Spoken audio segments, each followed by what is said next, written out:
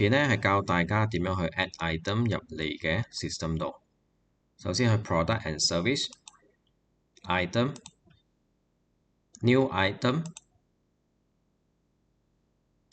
逢係紅色星星咧都一定要填。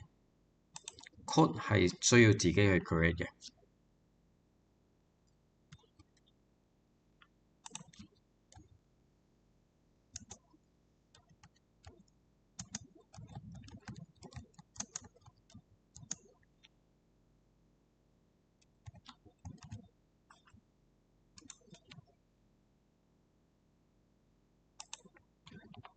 呢個 piece 可以改為 unit， 你擠 piece 就得，你擠 unit 就得。然之後喺 selling price，selling price 咧係每當你 create invoice 嘅時候咧，揀個 item 咧，佢會直接出嗰個價錢出嚟。如果你嘅產品係有浮動嘅咧，你可以擠零。